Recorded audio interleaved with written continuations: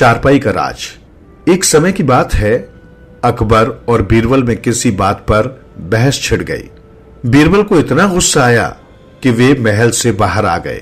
वे कुछ दिन तक महल के माहौल से दूर रहना चाहते थे। उन्हें रास्ते में एक आदमी मिला। उसने प्रणाम करके कहा, आप ही बादशाह अकबर के प्रिय मंत्री बीरबल हैं?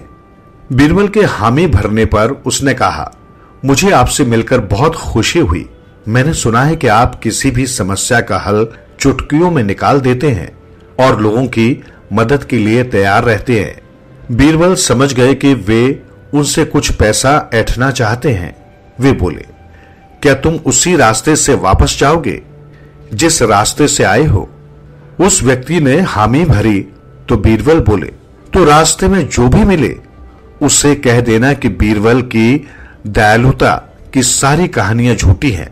वे किसी के लिए कुछ नहीं करते।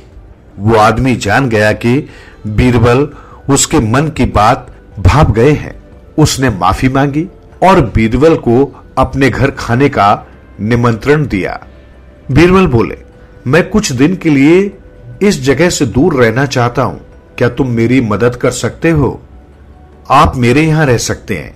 मैं किसी को पता नहीं चलने दूंगा कि आप मेरे यहां ठहरे हैं। उस आदमी ने कहा।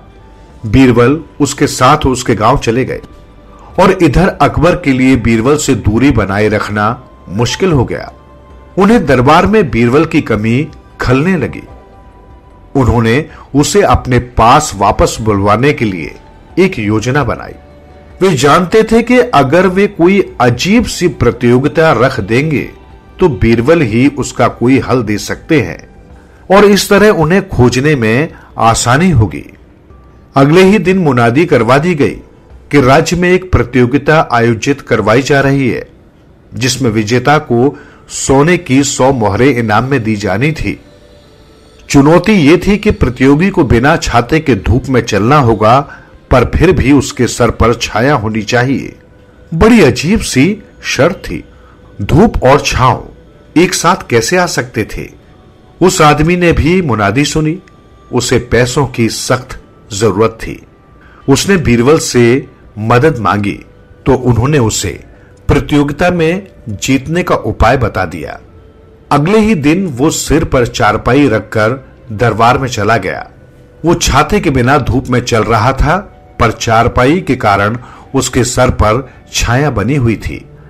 अकबर तो उसे देखते ही समझ गए कि ऐसी तरकीब केवल बीरबल ही बता सकते थे।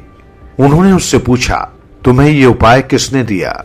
वो आदमी अकबर से झूठ कैसे बोलता? परंतु उसने बीरबल से यह वादा भी किया था कि वो किसी को उनके बारे में नहीं बताएगा।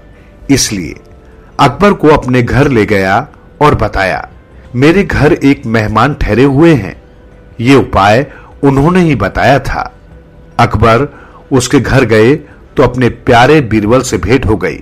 अकबर को बीरबल मिल गए और उस आदमी ने अपना इनाम पाया।